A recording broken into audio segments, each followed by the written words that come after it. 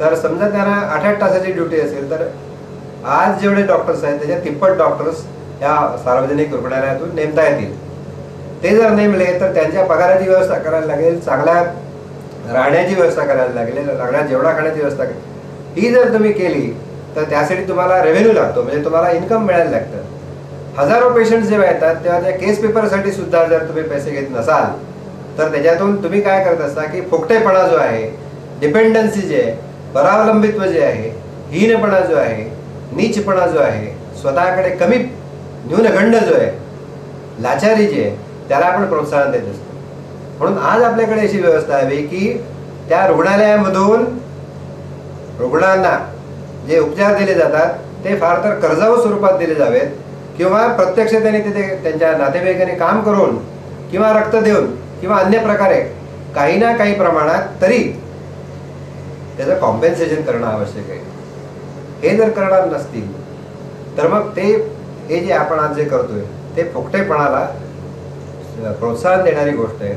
आणि म्हणून सार्वजनिक रुग्णालयांच्यावर जेव्हा ताण पडतो, तिथल्या डॉक्टरांच्यावर जेव्हा ताण पडतो, नर्सेसवर जेव्हा ताण पडतो, तेव्हा त्याचं कारण फुकटेगिरीला आपण जे प्रोत्साहन देत असतो ते आहे. गोरगरिबांना जेव्हा अत्यंत अडचण असते तेव्हा त्यांना उपचार मिळू नयेत असं त्याचा अर्थ नव्हे. त्यांना जरूर उपचार मिळावेत, ताबडतोब उपचार मिळावेत, परंतु त्यांनी या ना त्या प्रकारे आपण घेतलेले जे उपचार आहेत त्याची परतफेड करणं आवश्यक असतं, ते रिटर्न्स देणं आवश्यक असतं, कॉम्पेन्सेट करणं आवश्यक असतं. ते जर केलं तर सार्वजनिक रुग्णालयांची आर्थिक स्थिती जी आहे ती सुधारायला लागेल. पुन्हा ही रुग्णालय आज जी सरकारवर पूर्णपणे डिपेंडंट असतात, परावलंबी असतात, त्यामुळे या रुग्णालयांच्या मध्ये अकाउंटेबिलिटी आणि इन्सेंटिव्ह या दोन गोष्टींची कमतरता जाणवायला लागते किंवा अभाव जाणवायला लागतो. म्हणून आज आवश्यकता अशी आहे की प्रत्येक सार्वजनिक रुग्णालयाच्या प्रांगणामध्ये, त्याच्या अंगणामध्ये, त्याच्या परिसरामध्ये आयुर्वेदिक औषधी झाडं जी आहेत, वनस्पती जे आहेत, त्यांची लावणी व्हायला हवी, त्यांचा वापर व्हायला हवा आणि रुग्णांच्याकडून शुल्क आकारणी केली जाणं आवश्यक आहे.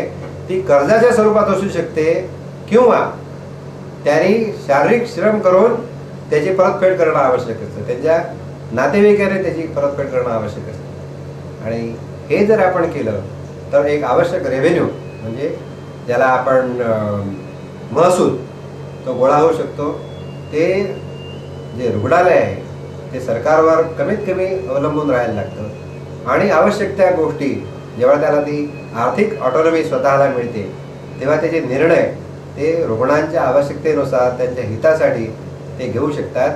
आणि त्यामुळे आज जे रुग्णालयांची अवस्था आहे त्यामध्ये संपूर्ण अशा तऱ्हेचं परिवर्तन घडू शकतं आणि तेच रुग्णालय जे आहे ते सम्यक वैद्यक अंमलात आणून रुग्णांना सम्यक आरोग्य प्राप्त करून द्यायला लागू शकतं. हे जर केलं नाही तर आज जे चाललेलं आहे त्या वेगानं ही आरोग्य व्यवस्था कोलमडून पडायला वेळ लागणार नाही. आज कुठेही जाऊन जरी पाहिलं तरी सुद्धा हजारो लाखो रुपयाची यंत्रसामुग्री ही बिघडून पडलेली असू शकते. तिथल्या लोकांना पुरेसा पगार नसतो, त्यामुळे स्वच्छता ही अत्यंत कमी असते. आणि हे आम्ही निंदा करण्यासाठी सांगत नाही, आम्हाला याच्याबद्दल जे एक आस्था आहे त्या आस्थेपोटी आम्ही हे सांगतो की जर या सार्वजनिक रुग्णालयांना स्वतंत्र असा महसूल मिळाला नाही तर शाळांमध्ये जसा भ्रष्टाचार होत असतो, शिक्षण संस्थांच्या मध्ये जसा भ्रष्टाचार होत असतो, तसाच भ्रष्टाचार सार्वजनिक आरोग्य सेवेमध्ये झाला तर आश्चर्य वाटायला नको. जिथे फुकटात सगळं मिळतंय, म्हणून जिथे फुकटात मिळते तिथे लोक जे असतात ते काही 4 पैसे घेऊन ते फुकट मिळणारे उपचार रुग्णाला द्यायला लागतात. म्हणजे मधल्यामध्ये एक मध्यस्थ तयार होतो, दलाल तयार होतो. असे दलाल शेकडो तयार होतात की जे यंत्रसामग्रीसाठी पैसे घेऊ शकतात, आणखी इतर गोष्टींसाठी पैसे घेऊ शकतात. पण त्याचं मूळ जे असतं ते आर्थिक स्वयंपूर्णता त्या रुग्णालयाला नाही आहे.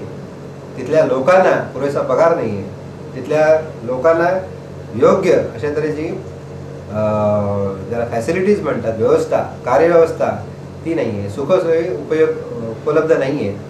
सुखसोयी याचा अर्थ किमान सोयीसुद्धा उपलब्धी नसतात.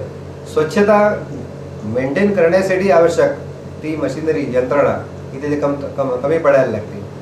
मुळात नोकर कमी, डॉक्टर कमी, नर्सेस कमी, वॉर्डबॉयज कमी, क्लार्क कमी अशी अवस्था होत जाता जाता जाता जाता ती रुग्णालय मग मोडून पडायची वेळ येते. आणि तिथे भ्रष्टाचार जो असतो तो फोफावायला लागतो. त्या भ्रष्टाचाराची कीड लागली की तो आरोग्याचा महावृक्ष केव्हा कोलमडून पडेल हे सांगता येत नाही. त्याला उत्तर आहे ते असं की सम्यक वैद्यक त्याची स्वीकारणी करणं. त्यामध्ये म्हणून सांगितलं की त्या परिसरामध्ये त्या वनस्पतींचा आयुर्वेदिक वनस्पतींची लागवड करणं, योगासनं, पंचकर्म, आयुर्वेद हे सगळं तिथे उपलब्ध करून देणं, कमीत कमी पैशात जास्तीत जास्त सुखकारक आणि सुरक्षित अशा तऱ्हेची आरोग्य सेवा उपलब्ध करून देणं आणि त्यासाठी डॉक्टर्स, नर्सेस आणि इतर सगळे जे कामगार आहेत त्यांना योग्य पगार उपलब्ध करून